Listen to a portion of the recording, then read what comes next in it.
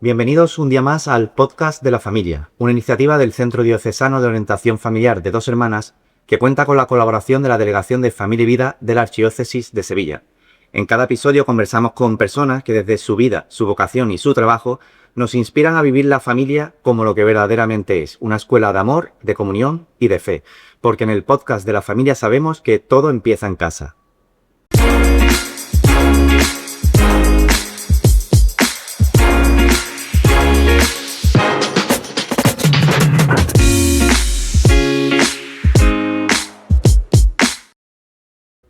Hoy tenemos con nosotros a Pep Borré, un divulgador católico, conferenciante, autor de libros y unos libros además que son súper recomendables y son un must, como se suele decir, para toda familia cristiana que se precie. Bailar en la cocina, el secreto de los matrimonios que disfrutan y novios 100% cómo tirar la caña con acierto. Actualmente, Pep es una de las voces más reconocidas del panorama cristiano en España. ¿Por qué? Porque habla sin complejos, porque habla cercano, con naturalidad, poniendo los puntos sobre las íes, pero con mucha misericordia, con mucha naturalidad. Entonces, aquellos que lo siguen por redes sociales saben cómo es su talante y todo lo que aporta en este panorama cristiano en el mundo de las redes y de la formación. Uno de los pilares de su mensaje es la familia, como lugar clave para transmitir la fe y para educar en la libertad, ¿no? Recordándonos que no se trata de imponer, sino de ofrecer, de proponer de forma luminosa, de acompañar con el testimonio de vida. Hoy tenemos la suerte de conversar con él, con Pep Borré, en el podcast de la familia. Bienvenido y muchísimas gracias. Gracias a vosotros, me hace mucha ilusión. Para quien todavía no te conozca, Pep, ¿cómo comenzó esta historia personal tuya con Dios y qué hitos un poco han marcado tu recorrido espiritual? Hombre, mi historia propia con Dios empezó el día que me bautizaron. O sea, toda la vida. Yo he tenido la suerte de vivir en una familia muy buenos cristianos que nos supieron transmitir muy bien la fe. Mis padres vivían la fe de una manera como muy... nada obligatorio, todo positivo, todo bueno. Dios formaba parte de nuestra familia, la Virgen, Jesús, era increíble, ¿no? Pues somos muchos hermanos, somos 10 hermanos, todos vivimos la fe. Seguimos viviendo la fe y compartiéndola. Y bueno, yo diría que yo soy médico odontólogo, o sea, yo no tengo nada que ver con el tema de la divulgación, pero desde como los 17, 18, recuerdo que había un catequista que se iba a la mili. Y entonces llevaba jóvenes y me dijo, oye, me voy a la mili, necesitamos a alguien que me sustituya, podrías venir tú. Y ese fue como mi primer inicio. Y ahí empecé a dar catequesis a grupos de confirmación, después pues siempre a jóvenes. Y bueno, y hasta ahora. Y cuando nos casamos, pues en aquella época no había cursos prematrimoniales en nuestra parroquia. Lo que había era que tú te ibas a tomar un café por un matrimonio mayor, ¿no? El sacerdote te daba el teléfono de matrimonio y te vas a tomar un café en su casa y comenzabas un poco sobre matrimonio un día. Y la señora en aquellos días se encontraba mal, sí. Y no había manera de coincidir, ¿sabes? Y entonces, como lo que nos pasa a veces a los católicos, que, bueno, pues eres amigo del sacerdote, te mueves por la parroquia y a veces, bueno, pues no hace falta, ya sabes de qué va todo el tema, ¿no? Y que no, yo quiero hacer algo. Y recuerdo que había una revista en aquella época, bueno, todavía existe, Mundo Cristiano, y la rellené porque vi curso prematrimonial, ¿sabes? Entonces lo rellené, en aquella época lo había en internet, ¿no? Recorté en un sobre, sobres, sellos, lo mandé. Se lo ocurrió. Me lo curraste, ¿no? Me lo curré, esperar que llegara, y cuando llegó resultó que no era para hacer un curso prematrimonial, sino que era todo el material para impartirlo. Sí, o sea, era como una cosa ya providencial. Y al sacerdote le hizo mucha gracia y los tres nos hicimos un autocurso prematrimonial. Evidentemente sacamos la mejor nota. Y a partir de aquí no paré. O sea, es un tema que ya me gustaba, el tema del noviazgo, el tema del matrimonio, nos preparamos bien para el matrimonio. Y entonces ya empecé a leer, entonces me pidieron ya cuando tu hijo dar charlas en los colegios y el boom se disparó en la pandemia. Porque íbamos dando charlas, pues no sé, él juntaba patrimonios en una casa y íbamos y dábamos una charla. Entonces dimos alguno por las redes, se viralizó y cuando terminó la pandemia, pues empezaron a llamar. Y vosotros ya sabéis que esto de las charlas, cuando das una, al acabar vienen dos. Que Oye, te lo hagan en podrías, parroquia. y claro, esto se va ampliando, ¿no? Primero son las parroquias alrededor de tu casa, y después España, y después Latinoamérica, y bueno, y ahora es un no parar. El año pasado dimos más de 100 charlas, sí. Madre mía. La verdad que la pandemia ha tenido sus cosas buenas y sus cosas malas, lógicamente, pero ha servido de trampolín para muchas cosas, ¿no? En este caso, como el que comentas. A menudo hablas también de la importancia de la familia, ¿no? Como primera escuela de fe, ¿no? Escuela quizás también de amor. ¿Qué papel ha jugado tu propia familia en tu vida cristiana? Total, ya te lo comentaba. O sea, mis padres no imponían nada, pero eran muy coherentes. Y yo creo que un pilar fundamental para transmitir la fe a nuestros hijos y a nuestros nietos es la coherencia. O sea, yo lo que vivía en casa, lo vivía en casa de mis abuelos, lo vivía en casa de mis tíos, lo vivía en el colegio, lo vivía con mis amigos. Y entonces yo crecí en una infancia como muy católica, pero sin ninguna obligación. O sea, en mi casa mis papás pues rezaban el rosario cada día, pero si tú no lo rezabas no pasaba nada. O sea, tú te ibas, no te decían, ven para acá a rezar, no. Uno estaba ahí con un, yo qué sé, un tebeo, y seguía con el tebeo. Y no lo obligaban a cerrar el tebeo. Pero claro, tú sabías cada día cuando mi madre se iba a misa, porque lo decía, voy a misa, pues siempre había algún hermano que la acompañaba, ¿no? Pero no te decía, ven a misa. Estaba claro que la misa del domingo era lo más importante, y esto me quedó como muy, muy marcado. O sea, nosotros nunca improvisábamos las misas de los domingos en mi casa, ¿eh? La misa del domingo era la misa de 12 de la parroquia, la principal. Y evidentemente, bueno, pues había el chuches y después había pues sus gracias, ¿no? Pero no era la mamá va pronto por la mañana, voy por la tarde, todavía me toca. Hombre, siempre había un extra, ¿no? Pero en general se vivía una fe muy coherente, sin forzar nada, y dándote cuenta de que servía. Yo te diría que todas las broncas, a veces es feo decir esto, ¿no? Porque es como utilizar el nombre de Dios para petar, claro, ¿no? Pero cuando se hablaban de cosas serias en mi casa, siempre estaba Dios. O sea, mi madre no decía, decía, bueno, pues como con una oración, ¿no? Te hablo, Señor, no sé qué vamos a hacer con este chico porque no hay manera de que se esfuerce, ¿sabes? Y en lugar de decirte a ti, se lo decía Jesús delante tuyo. O te decía, pues bueno, vamos a ofrecer esto por la abuela o por la enfermedad esta. Yo nací así. Entonces esto se mama, esto forma parte de ti.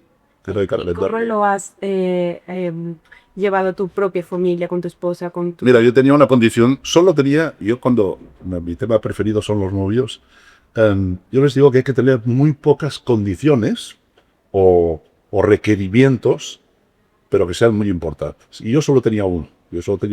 Yo quería que mi mujer fuera no solo católica, sino que fuera una persona enamorada de Cristo, o sea, que viviera de verdad la fe. Porque para mí eso es garantía de éxito. No quiere decir que seamos ni mejores ni peores. Porque todos hacemos cosas buenas y hacemos cosas malas, pero tenemos un objetivo. Sabemos dónde venimos, sabemos a dónde vamos. Y entonces eso cambia la vida totalmente, ¿no? Y entonces con mi esposa desde siempre nos propusimos pues transmitir esto a nuestros hijos de la misma manera.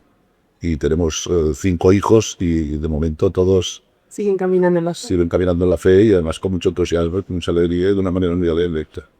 Qué bien, porque claro, esto que nos relata nos lleva un poco a ese concepto que ahora está siendo muy sonado, muy reiterativo, que es el de iglesia doméstica. Que ya lo decían los documentos del magisterio hace años, ¿no? Pero Es decir, esa iglesia doméstica que es la familia, ¿no? Que es como la primera escuela de amor, de fe, de oración.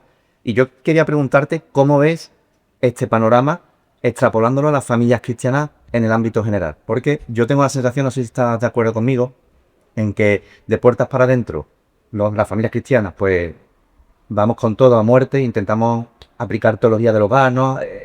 Transmitir a los niños esa fe cristiana, pero luego como que de puertas para afuera, una mayoría, no quisiera decir absolutamente todas, con lo que le da cierta vergüenza. se descafía. Exacto, el del ámbito laboral. ¿Es complejo los cristianos? Mira, yo estoy viendo un cambio radical en los últimos años, o meses, te diría. Sí, como muy reciente, ¿no? Yo veo que cada vez hay más católicos, que lo vemos, ¿no? En actividades que montan los jóvenes, en eventos que se hacen, en que la gente de alguna manera sale del armario, ¿no? O sea, en lugar de vivir solo la fe en casa, pues no vamos por la calle con pancartas, pero sí que nos tenemos que quitar esa vergüenza, porque si tú tienes un remedio que cura una enfermedad que tiene tu amigo de la puerta de al lado, oye, pensarás, ay, es que no sé si se lo voy a traer, va a pensar que es un poco de falta de fe. Nos tenemos que examinar, ¿eh? O sea, hay pecados de omisión. Esos a mí me duelen un montón siempre. O sea, cuando hago examen de conciencia, como que lo paso rápido, ¿sabes? Porque te das cuenta de que tendrías que haber hecho muchas cosas. Otra cosa es que a veces parece un poco orgullosa, pero somos la sal de la tierra, somos el fermento. Y la sal es poca.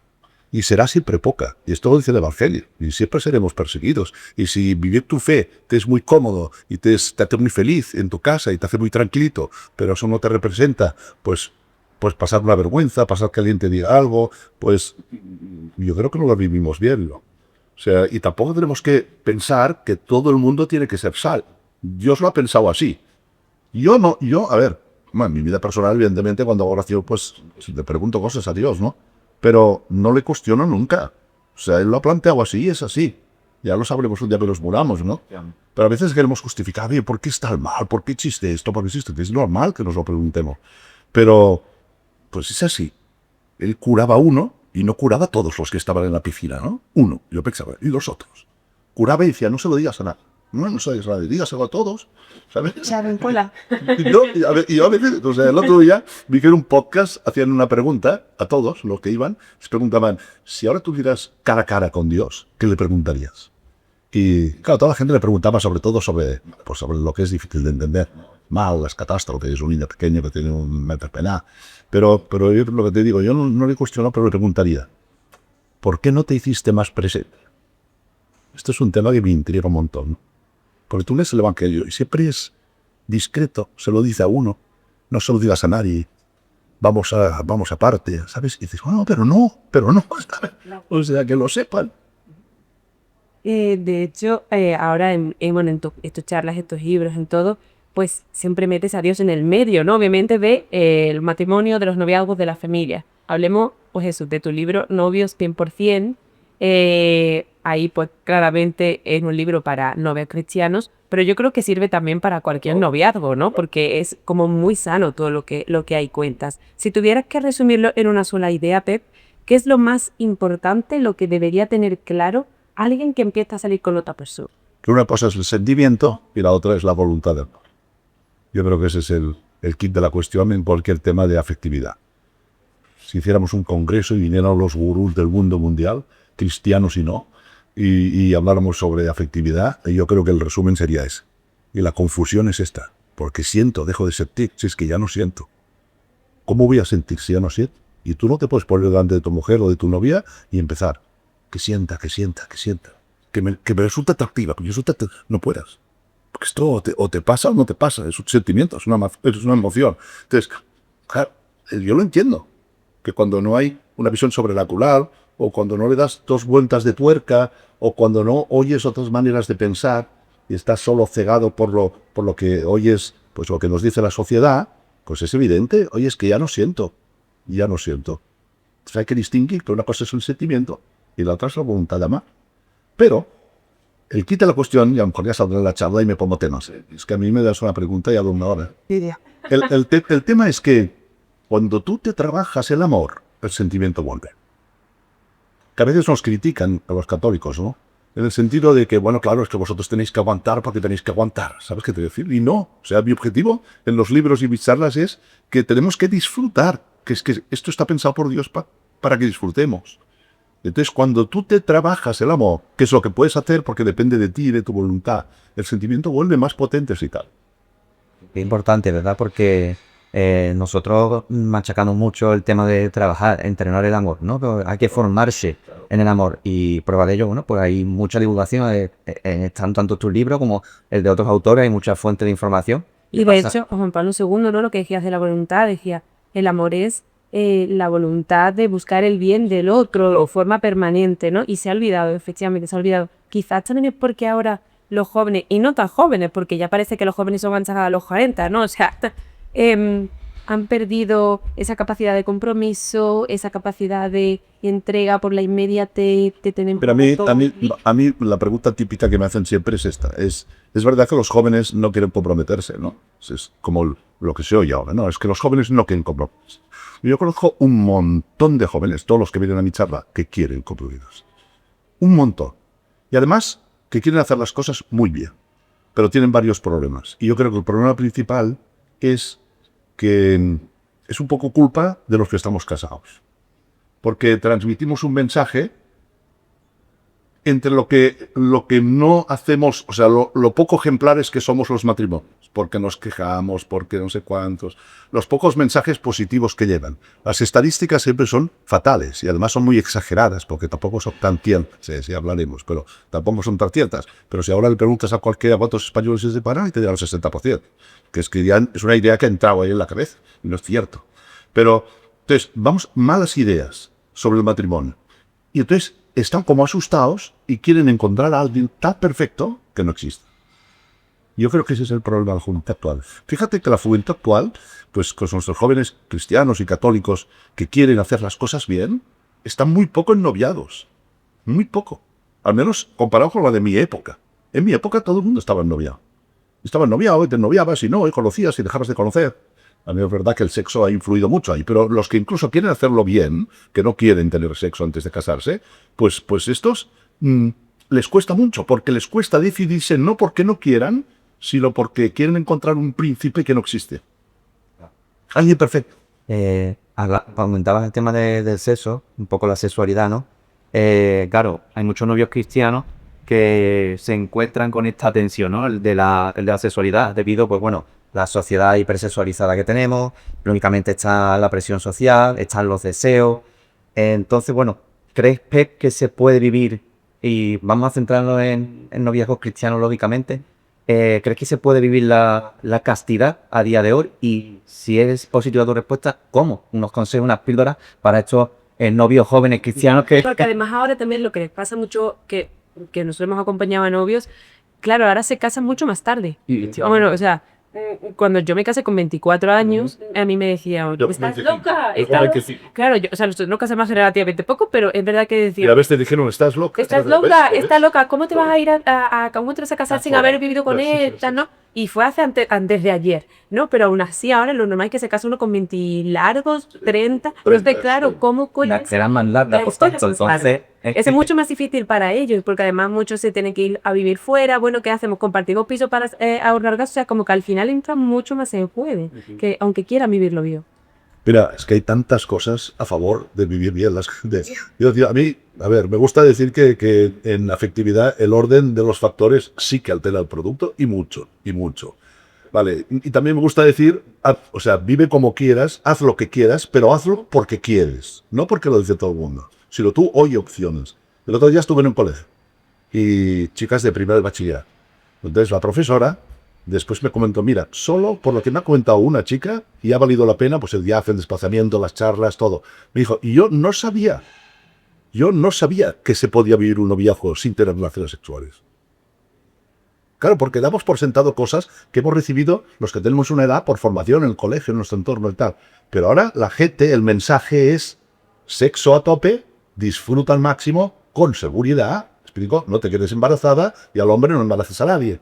Y después una cosa es el amor y otra es el sexo. Y eso, hay padres que lo cuentan así, hay muchos padres que no dicen nada, y a lo mejor hay padres católicos que no se atreven a hablar de este tema y que lo hablan muy mal, y después además todos los mensajes que recibimos son en este sentido. Fíjate que todas las películas y series, todas, cómo viven la afectividad, incluso en películas buenas. Y esta película es buena, será más o menos específico, pero se conocen, o sea, más o menos visual, pero dos se conocen y lo primero es una relación, lo primero. O sea, se cruzan, entonces van a cenar y después parece que sí, parece que no, pero pum, ya amanecen al día siguiente en la cama de uno de los dos, o si no, pues se ve físicamente y le meten en la cama. Bueno, pues esto es como siempre, los jóvenes, y yo hablo con un montón de jóvenes y me dicen, por ejemplo, pues nos hemos besado, nos hemos liado, bueno, ¿qué quieres decir? Pero salís. No, porque la sociedad te lleva un poco por ese lado. Y entonces a mí también me gusta meter a Dios ahí, porque muchas veces hemos dicho, hablar de sexualidad, pero sin hablar de Dios. No, pero si es que Dios nos ha pensado así, un hombre y una mujer, y que nos vamos a entregar el uno al otro. Y entonces, ¿a quién le vas a entregar todo tu ser? O sea, a mucha gente le dices gracias y le puedes dar la mano. A menos gente abrazas, a menos gente pues le das un beso, y a menos gente, a uno. Eres uno con él. Esto es lo que nos dicen las escrituras y lo que nos dicen los que lo hemos vivido y además hemos sido muy felices. Y además eso es garantía de éxito para el matrimonio. O sea, el convivir no es garantía de éxito, ni de broma. La garantía de éxito es el firme convencimiento de amarse por un amor que nos trasciende. O sea, habrá problemas, habrá días buenos, habrá días malos, pero yo sé, porque además me he comprometido el día que me caso delante de Dios, que voy a querer a esa persona pase lo que pase. Entonces no hace falta probar. ¿Qué voy a probar si le digo a alguien que me voy a casar y te voy a querer pase lo que pase? Entonces no hay que probar nada, lo que hay que hacer es conocerse muy bien. Y el problema actualmente es que la gente se lo pasa muy bien y se casan porque como nos lo pasamos muy bien, nos lo vamos a pasar bien siempre. ¿Sabes? Tienen mucho sexo, viajan, buenos restaurantes, de entrada no tienen compromiso, se pueden ir a vivirse juntos, pues es porque entre los dos económicamente llegan. En lugar de casarse con las mínimas, que es lo que hay que hacer, y disfrutar los dos a crecer, pues se lo pasa muy bien. Y, por ejemplo, hay temas importantísimos que no los tocan, porque si no los hablan, porque cuando los hablamos discutimos. Y si son temas que la vida te va a presentar, pues llegarán los problemas. Conocemos a mucha gente que han sido novios tiempo, han convivido un montón de tiempo, se casan, pues se separan. Al poco tiempo después. ¿Cómo puede ser? Pues bueno, no se conocían. Porque se lo pasaban bien, porque compartían muchas cosas, pero no se conocían. Y digamos que ese ejemplo ¿no? han probado claro. Y no les ha funcionado. Lógicamente ahí está. De hecho, había un estudio o algo que decía que las parejas que habían convivido y que habían mantenido relaciones antes de casarse tenían como un índice súper alto de divorciarse frente a las parejas que pues habían vivido un noviazgo cachirá y después se casaron. No es tanto, sí, hay muchos estudios que demuestran esto, pero no es tanto porque hayan convivido o no hayan convivido, sino por el que se casa convencido de lo que hace, ese es el que le va bien. Entonces no convive porque sabe lo que quiere hacer, ¿no? Porque si no, ¿qué día te entregas? ¿Qué día? No, el tercer café, no, cuando llevo un año. O sea, siempre hay un día, que es el día que te entregas y te das físicamente hablando también, ¿no? El día que tienes la primera relación. ¿Cuándo es?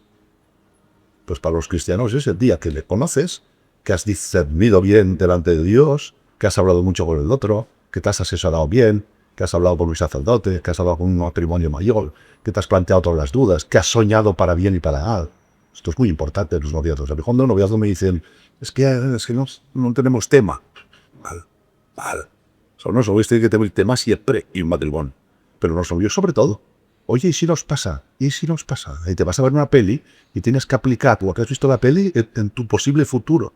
¿Te imaginas? O tienes un hermano que le pasaba desgracia, pues te imaginas que tuviéramos un accidente, ¿cómo lo afrontaríamos? Es así como nos conocemos. O sea, soñando para bien y para mal. No pensar, todo irá bien, el día que viene ya veremos. No, porque sí que es verdad que cuando las cosas vienen, pues verá, sabemos que además a veces cuando vienen, Dios te da la gracia para superarlo mucho mejor de la que pensamos. Pero sí que hay que saber un poco de qué palo van, ¿sí? Hay que hablar de métodos anticonceptivos, si no, ¿qué quiere decir? Hay que hablar de reproducción asistida, ¿por qué la Iglesia dice que no? No solo porque no, ¿por qué? ¿Sabes? Investigar un poco, ¿estarías dispuesto? No, adopción, sí, no, ¿y si nos quedamos embarazados? ¿Y si no? Si tenemos un niño con una enfermedad, y el aborto, cualquier cosa. Sí, feliz. Y retomando el tema de la castidad, o sea, ¿qué consejos das tú prácticos a los novios que acompañas, que te preguntan? ¿Algún tip que puedas recomendar? Mira, el primero es que les digo que la sexualidad no fluya. O sea, que las cosas hay que decirlas con palabras, ¿vale? O sea, que aunque los dos tengamos la idea de vivir un noviazgo en castidad, pues hay que decirlo, oye, mira, yo no quiero tener relaciones sexuales hasta que me case, pero hay que decir, mira, yo no quiero hacer esto. ¿Lo explico? Con palabras. Porque si no, en sexualidad, claro, es que un acto lleva al siguiente, y un beso lleva a un beso más largo, y una caricia lleva una caricia por debajo de la ropa, y prepara el cuerpo para el encuentro, porque está pensado para eso. Y está muy bien que sea así. Y está muy bien que el hombre se excite antes que la mujer, y que es porque estamos bien hechos, ¿me explico?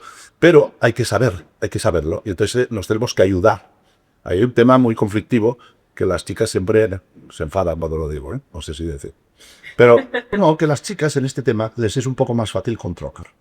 Y cuando yo lo digo, me dicen, siempre las mujeres, siempre tenemos que controlar y tal. No, pero es que es verdad, porque es un tema fisiológico.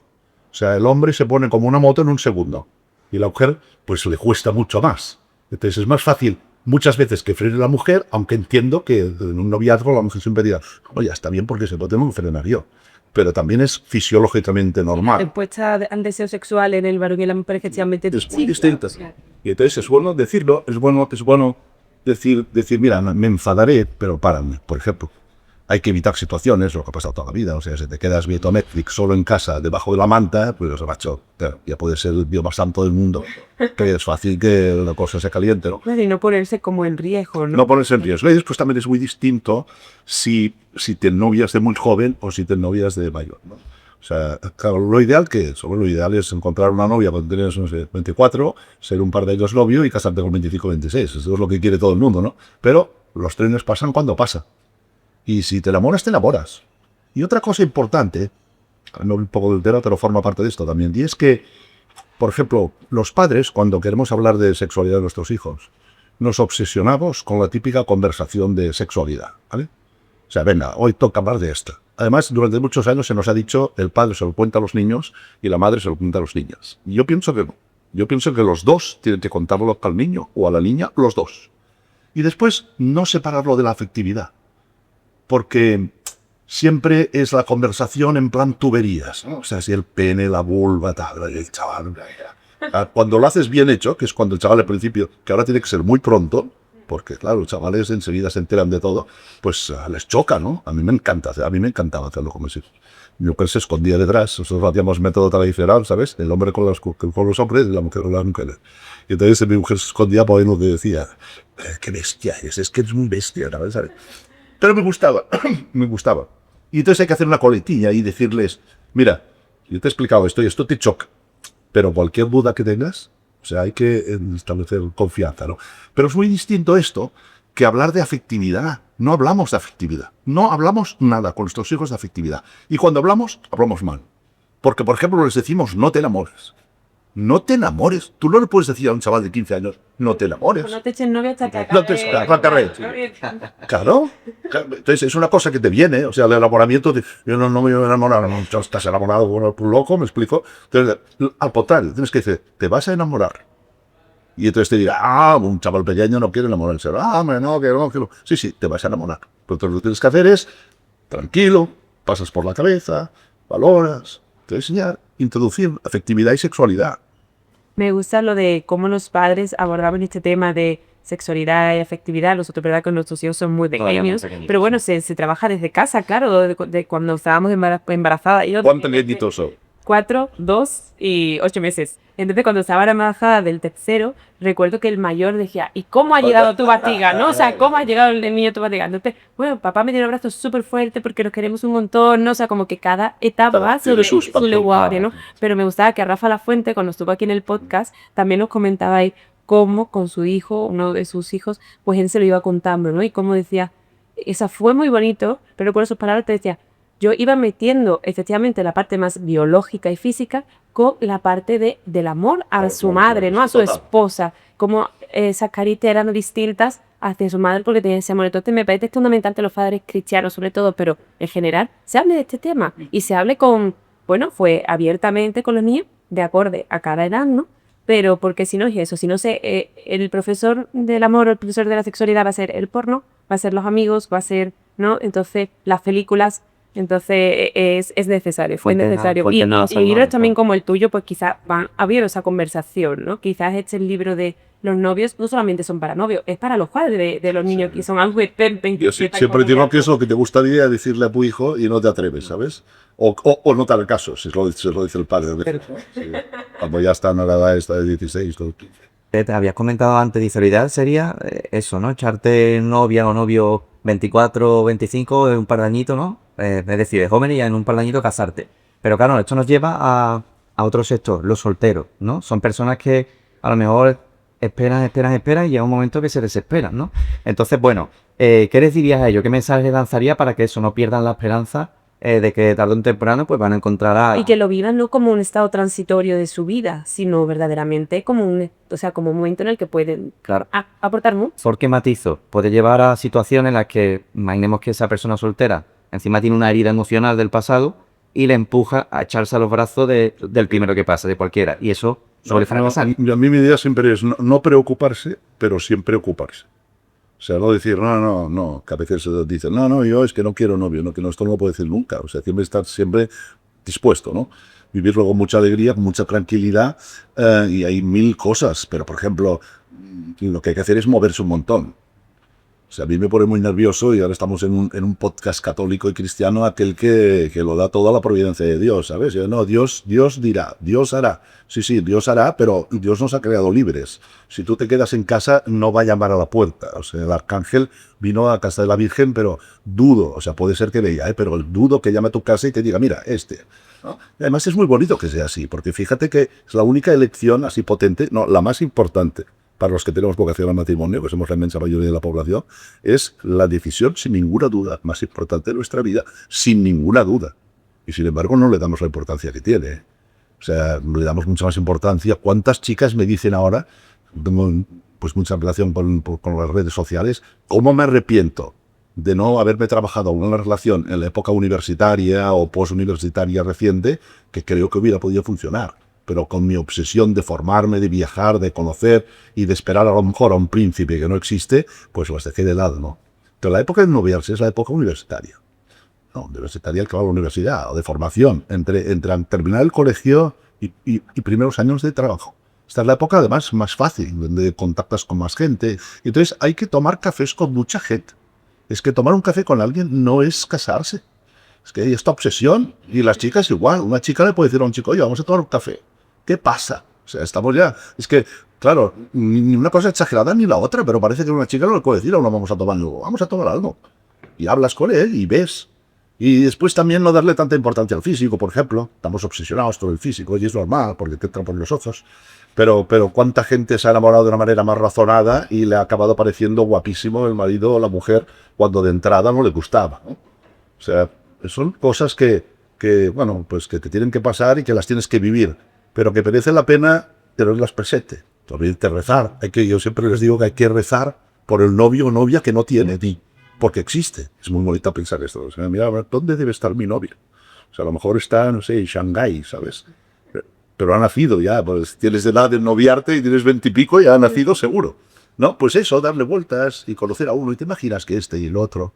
Cuidado los grupos de chicas, esto es muy peligroso también, ¿eh? Es una broma, pero es muy peligroso. O sea, hay chicas que se van haciendo mayores, entonces ya empiezan a trabajar, se van ganando su buen sueldo y tal, tienen pocos gastos, a lo mejor comparten piso con otras amigas o todavía viven en casa, y entonces son un grupo tan cerrado de mujeres que es imposible que los novios entren allí, ¿sabes?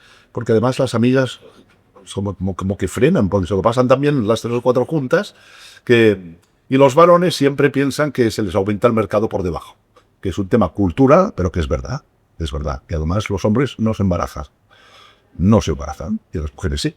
Y entonces esto es un tema que tenemos que tener presente. Y ahora nos venden este tema como si fuera ir al supermercado. Pero es así, y entonces una chica cuando llega a una edad se pone más nerviosa y corre el riesgo que decías tú de bajar el listón.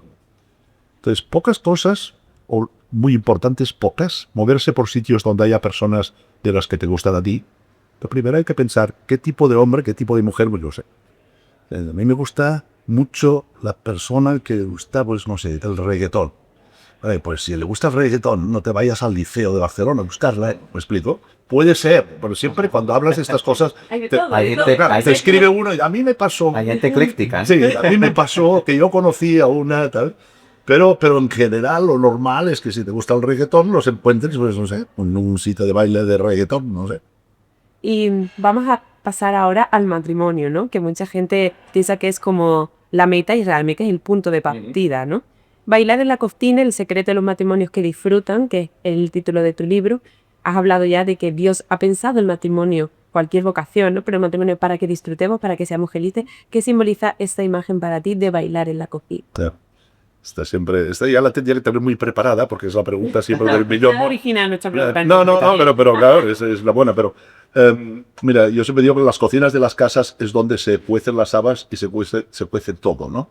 O sea, lo normal es que cuando llega uno, el otro pues ya esté cocinando, preparando la cena. Cuando llega el fin de semana, pues edad que sea, siempre hay un rato que nos pasamos en la comida y no vas a dejar que uno cocine y el otro esté en el sofá, sino que los dos estamos cocinando, los dos estamos hablando en la cocina. Cuando viene un hijo es por hacer deberes en la mesa de la cocina mientras la mamá prepara la cena y pues no sé, es el sitio para mí donde se hace más vida, ¿no? En mi casa siempre se ha puesto música en la cocina. Ahora es muy fácil, antes era difícil, ¿no? Pero ahora todo el mundo tiene un baffle móvil y entonces pues pienso que es un sitio como muy agradable. Pienso que las casas, a veces me dicen, bueno, es que tengo una cocina muy pequeña, no importa, ¿no? Lo importante es que haya ambiente familiar en la cocina y que se baile en la cocina y que nuestros hijos vean que los papás se quieran y que nos pongamos a pegar un bailoteo cuando los otros están sentados haciendo deberes, que nos vean que nos demos un beso cuando no sé qué, y eso hace que haya mucho ambiente, ¿no? Es para mí, el baile de la cocina quiere decir disfrutar de la familia y de las cosas muy sencillas, que para mí eso es el fundamental, ¿no? Entonces pensamos que en los matrimonios las soluciones siempre tienen que ser muy extraordinarias. Por ejemplo, nos tenemos que ir de viaje. Necesitamos un viaje, ¿sabes? Si tú estás mal y te vas de viaje, volverás enfadado y sin dinero. O sea, tienes que, las cosas pequeñas de cada día, lo que decías antes, yo no me puedo trabajar el sentimiento, pero me puedo trabajar y decir, mañana me voy a levantar primero, voy a preparar el describo. Esto lo puedes hacer. Mañana puedo, pues yo qué sé, voy a ir a recoger a los niños, que al principio tiene que ir él, iré yo y nos encontraremos en la puerta. ¿Me explico? ¿Vale? 1000 detalles que puedes hacerlos cada día. Enviar un mensaje, un comentario, un regalito cuando no toca, una cerveza antes de entrar en casa o antes de buscar a los niños. 1000 detallitos, que es lo que hace que el sentimiento vuele. O sea, para mí bailar la partida quiere decir eso, quiere decir cosas muy sencillas pero muy constantes. Aparte de estos detalles del día a día, ¿qué, no sé, consejos o qué hábitos sencillos cultivas tú en tu matrimonio para cuidar ese amor conyugal, ¿no? Hombre, mira, siempre, por ejemplo, estar lo más guapo que pueda el uno por el otro. Eso es fundamental, ¿eh? O sea, el dejarse ir, imposible. Qué bueno. ¿Vale? No sé si los hombres nos compramos pantallas gigantes, te damos rienda suelta a las barrigas, las mujeres dejan de ir a la pelo, y estas cosas no pueden ser, o sea, no puede ser. Puede ser que llegues a tu casa y te encuentres a una mujer, a un hombre del cual estabas súper enamorado y que te atraía y que se descuide, o sea, a tope. Lo más guapo que podamos el uno por el otro. Tener presente al otro siempre, en nuestra vida de piedad también. Rezar juntos. O sea, eso es, para mí es fundamental. Cada uno lo que pueda. Y si no rezas, pues algo. Y vamos a rezar una Ave María antes de acostarnos. Algo. Y cuanto más reces, mejor, ¿no? Compartir todas las pues ir a misa los dos juntos, compartir la fe de verdad, físicamente. Y, bueno, y 1000 cosas. Digo, mirar, admirar, dejarse mirar, o sea, mirarnos a los ojos, nos miramos un poco a los ojos. Hacer oración con una foto de tu marido, de tu mujer, delante del sagrario. Sacarla, mirarle, darle las gracias. Repasar el consentimiento de cuando nos casamos. Es muy heavy de una boda católica, es muy heavy. O sea, es que hablamos de las bodas como, ay, qué bonito, pero la boda católica es algo tan heavy. O sea, yo como, hablando de este tema y viendo cuando voy a bodas ahora, pienso, pues una locura. O sea, te voy a querer para siempre, pase lo que pase. Tengas todo. O sea, es muy heavy, ¿no? Ahí de sentimientos no hay nada. El sacerdote no dice, ¿estás enamorado? ¿Cómo te sientes? Te dice, ¿estás dispuesto a amarle, pase lo que pase? Y además a tratarla bien, y a tratarle bien. Y vienes libremente, y porque quieres, todos los días de tu vida. Cuando tengas hijos y los tienes, los educarás como cristianos. Tendrías que salir de la boda ya. Con el traje como cuando se acaba la fiesta, ¿sabes? O sea, ¿me explico? De la iglesia tendrías que salir así, del parapalo que te ha dado el sacerdote. Pues sí. Es verdad. Quizás lo hemos ido mencionando, ¿no? De puntillas en las anteriores preguntas y respuestas por tu parte, pero un poco por centrarnos en la labor también que hacen los COPS, los Centros de Orientación Familiar, que de hecho son centros a los que llegan muchas casuísticas, muchos problemas y sobre todo una gran parte de matrimonios que llegan allí y dicen eso de, pues bueno, no nos queremos como antes, ya no sentimos lo mismo. Entonces, ¿qué les dirías tú a esos matrimonios, ¿no? Que sueltan esta frase? ¿Y qué papel juega la voluntad frente al sentimiento este del que hemos hablado, ¿no? Una cosa es el sentimiento y otra cosa... Que además creo que ahora como que nos cuesta en general como sociedad, no ya como matrimonio, ejercitar la voluntad. Es decir, miramos un móvil cada 5 minutos, no somos capaces como de esperar siquiera que llegue el autobús sin que miremos el móvil, ¿no? No nos cuesta, o sea, nos cuesta mucho ejercer la voluntad porque tenemos muchos estímulos alrededor, ¿no? Y tenemos buenos pacientes. Un par de ideas muy claras es, por ejemplo, pedir ayuda, o sea, no retrasarse en pedir ayuda. No tener miedo en pedir ayuda. Y la otra es que cuando los dos quieren, siempre se arregla. Siempre se arregla. O sea, no esperar a que estemos muy mal para poder pedir ayuda, sino pedir ayuda de entrada. Pedir consejo a los sacerdotes. Es que este es un tema que a mí me encanta, porque la gente dice, ¿cómo le voy a pedir consejo a un sacerdote sobre un tema del matrimonio? La gente te dice, si él no se ha casado, no tiene ni idea. En Portugal no voy a deslocarse, pero no tiene ni idea. Son los que saben más. Porque yo no he tenido nunca un flemón dental. Nunca he tenido un flemón. Y te puro cualquier flemón que haya. Cualquiera. Cualquiera. Yo sabré si hay que drenarlo, si hay que abrirlo, si hay que sacar la muela, si no, que hay que tomar antibióticos, que hay que cambiarlo. Y no he tenido nunca ninguno. Pero he visto muchos, he tratado muchos y he estudiado mucho. Entonces, un sacerdote ha hablado con muchísimos matrimonios con problemas, él te sabrá orientar. Ahora hay un libro, y no sé cómo se llama el título, pero que es Sacerdotes y Psicólogos, ¿sabes? ¿Hasta qué punto es un tema de sacerdote o de psicólogo? Pues el sacerdote te sabrá decir, oye, mira, esto se me escapa a mí, tienes que ir a ver un psicólogo, o tienes que ir a un COF, y te asesorarán. Pero pedir ayuda. Y el sacerdote dirá, mira, tenemos problemas, y él dirá, pues vete al COF. Oye, pues vete a habla con este otro. Pero no esperar a estar mal y tener garantía de éxito seguro. Si el matrimonio dicen estamos mal y queremos arreglarlo, eso es garantía de éxito. Estoy seguro, ¿eh? Estoy seguro. Cuando uno quiere dejarlo y el otro no, es más difícil. Y se puede conseguir, ¿eh? Se puede conseguir todo. O sea, pero perdonar infidelidades, bueno, lo habéis vivido vosotros, ¿no? O sea, en el COF es una cosa espectacular, estas cosas. Espectacular. Es querer y poner a Dios en el centro. Y sobre el tema de la sexualidad en los matrimonios, porque hemos hablado de un poco la castidad y la sexualidad en el noviazgo, que hay que vivirla de una forma, y en el matrimonio de otra, incluso dentro de los matrimonios que son católicos, que están formados, que tal. Este tema sigue sin quedar muchas veces claro, ¿no? Como que hay matrimonios católicos, la verdad, que ponen anticonceptivos, ¿no? Que ponen barreras a sus relaciones, que no lo entienden. Como si te besaras con Kleenex entre vez. Claro, entonces, ¿qué decimos a ellos? ¿Cómo podemos, no sé, hablar de estos temas también dentro de la iglesia? Porque parece que da como un poco de tabú todavía. Sí, es que dentro de la iglesia es más fácil hablar de estos temas, porque pones a Dios en el centro y está clarísimo. A mí me cuesta mucho hablar de sexualidad sin hablar de Dios.